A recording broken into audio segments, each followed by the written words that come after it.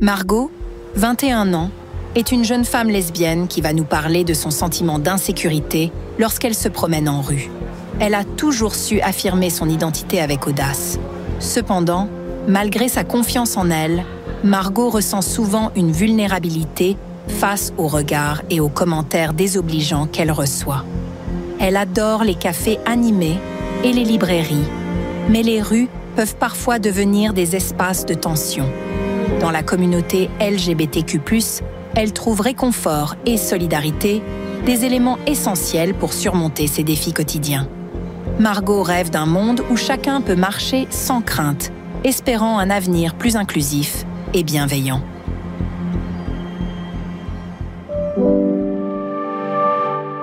De toi à moi. Coucou Margot, merci beaucoup d'être avec nous aujourd'hui. On est là pour aborder ensemble la manière dont on traverse l'espace public et dont on habite les lieux collectifs. Est-ce que tu veux d'une manière un peu générale nous parler de ton expérience, de ton parcours lié à cette manière de vivre dans la rue ou dans les endroits collectifs ? Bien sûr. Moi, je vais plutôt parler d'un point de vue de femme lesbienne. Ma manière de traverser l'espace public, je dirais que je le traverse assez bien, un peu comme tout le monde, mais en prenant quand même quelques précautions au final.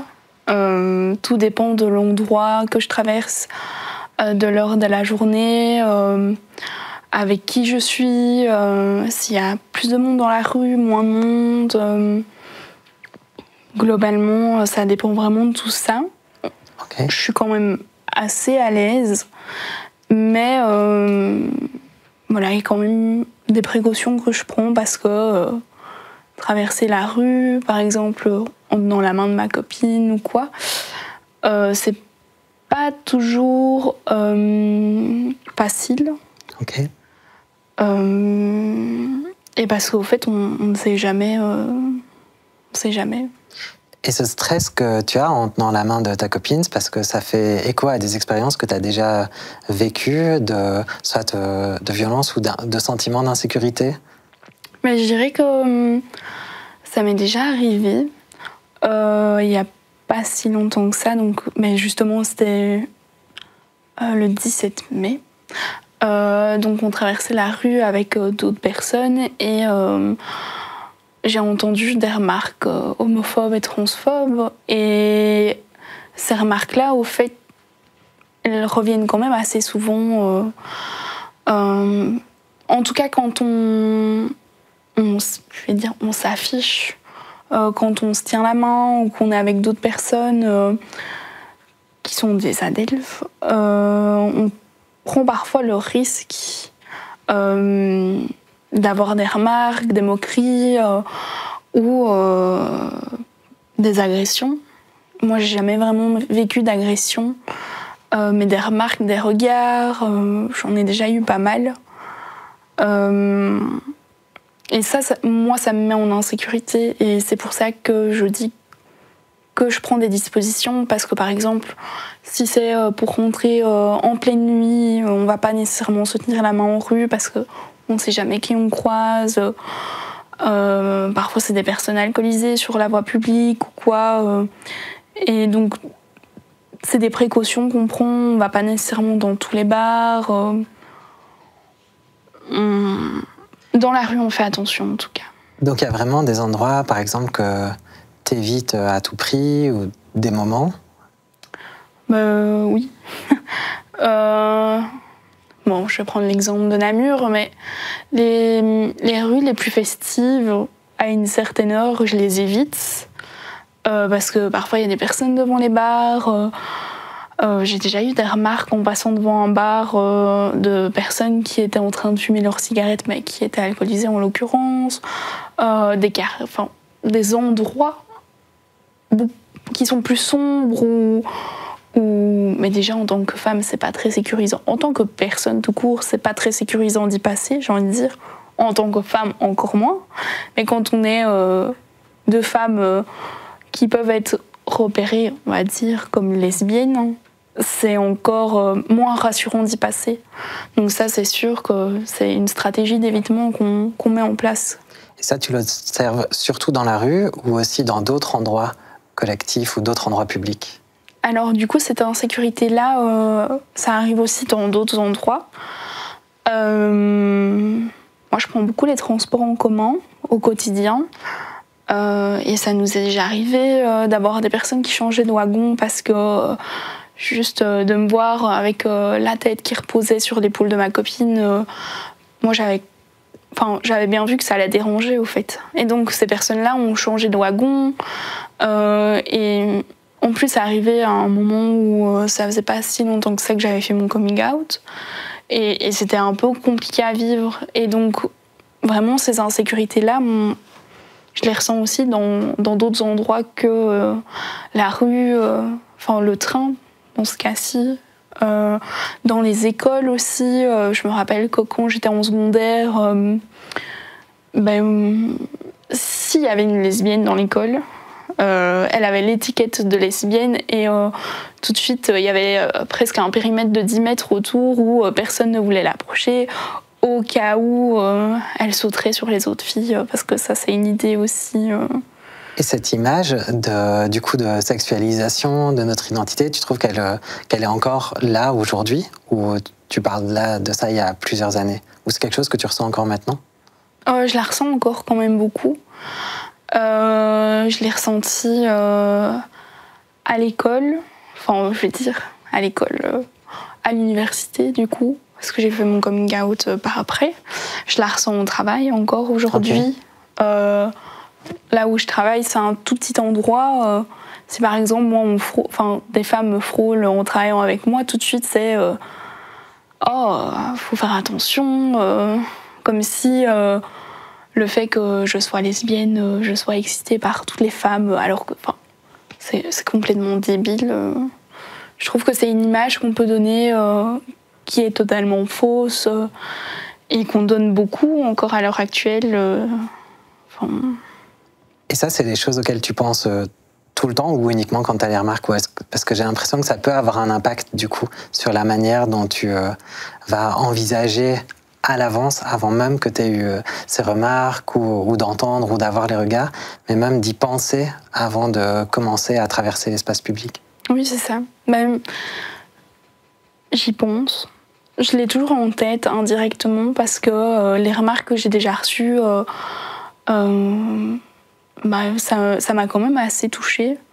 Parce que je me suis déjà dit que je ne savais pas traverser l'espace public, les espaces sociaux sans justement avoir ce type de remarques ou des regards ou autres. Et donc, indirectement, moi, je me suis construite avec ça et je le traverse en en ayant conscience, en tout cas. Donc tu penses que ça a joué dans ta construction, dans la manière dont tu t'es envisagée toi-même dans ton parcours? C'est ça, oui. Tout à fait. Et je me suis construite avec cette vision-là, en faisant toujours attention à ces points-là. Et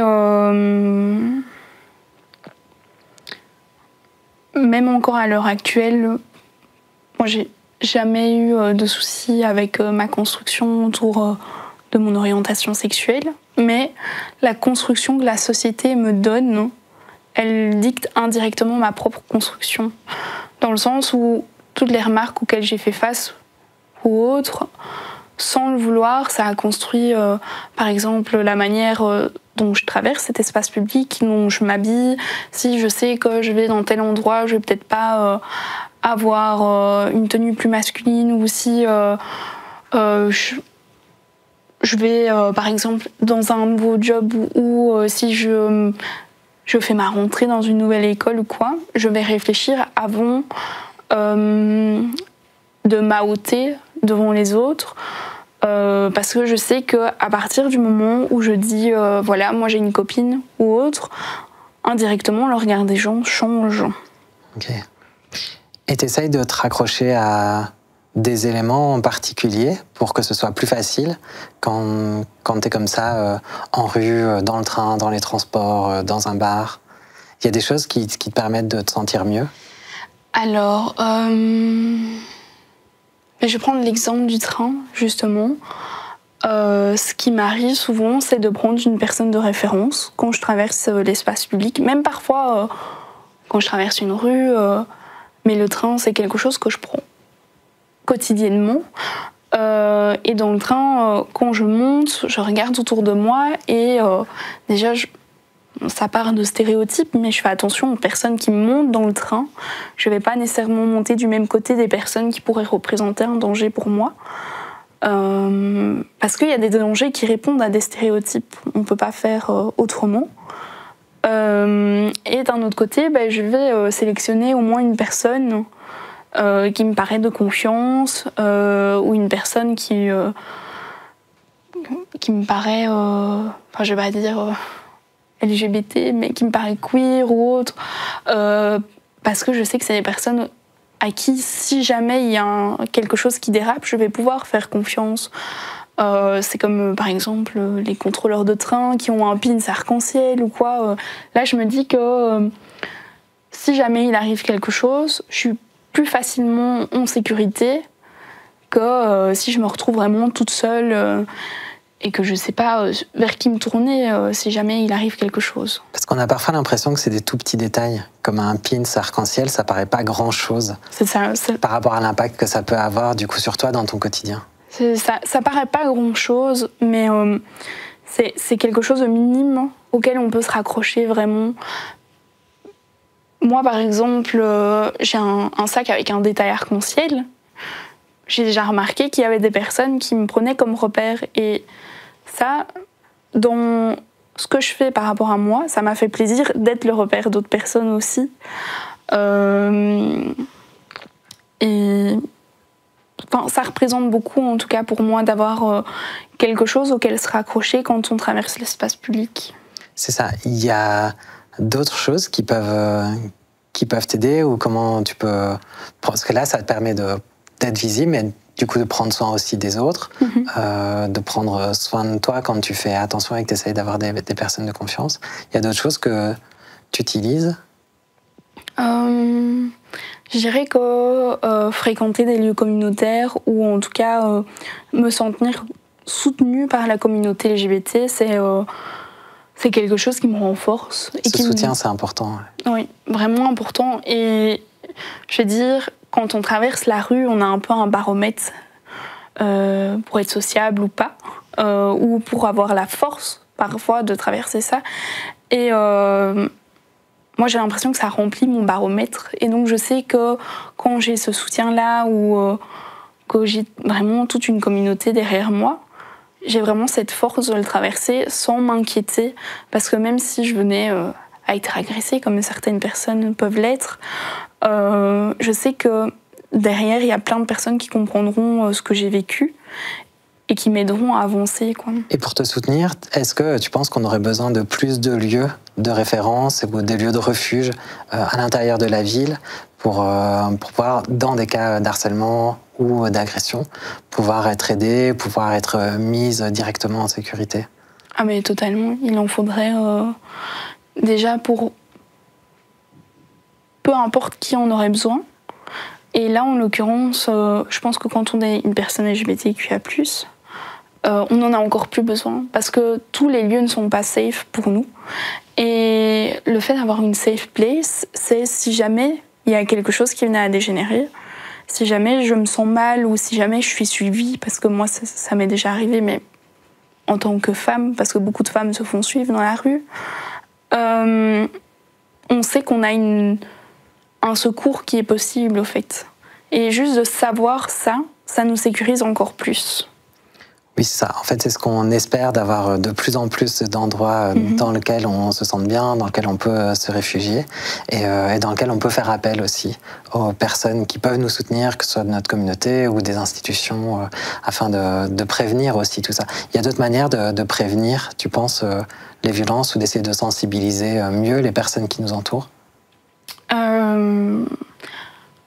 Moi, je dirais qu'il y a sensibiliser déjà ses proches, parce que tout le monde n'est pas toujours au courant des enjeux qui nous touchent, comme le fait de traverser l'espace public ou autre. Et puis, vis-à-vis de moi, je pense que à l'heure actuelle, il y a beaucoup de choses à faire au niveau de l'EVRAS, par exemple. Renseigner les jeunes, renseigner les personnes qui ne connaissent pas tous ces enjeux-là. En faisant ça, je pense que ça pourrait déjà ouvrir pas mal d'esprits. Et ne fût-ce que même parfois, quand on traverse la rue, s'il arrive quelque chose, qu'il y ait une personne qui puisse prendre notre défense. Parce que quand les gens ne connaissent pas ou ne savent pas trop, en général, ils n'ont pas la force d'aider les autres. Mais quand on connaît, quand on se sent capable, ça permet d'avoir une entraide bien mieux. Parce que par exemple, donc, le 17 mai, c'était des jeunes qui devaient avoir 17-18 ans et qui ont eu des remarques totalement désobligeantes sur les personnes qui traversaient justement la rue. Et si au moins ces personnes-là, on les mettait au courant de ce que ça peut faire sur la personne, ça serait déjà fantastique. Oui, ça ferait du bien à beaucoup d'entre nous en tout cas. Merci beaucoup Margot d'avoir partagé tout ça et d'avoir donné un peu plus à voir la manière dont on existe et dont on vit à Namur. De toi à moi, une production Bouquet Média, avec la participation de la Maison Arc-en-Ciel de Namur et le soutien du service public fédéral Justice et la cellule équal.be pour l'égalité des chances.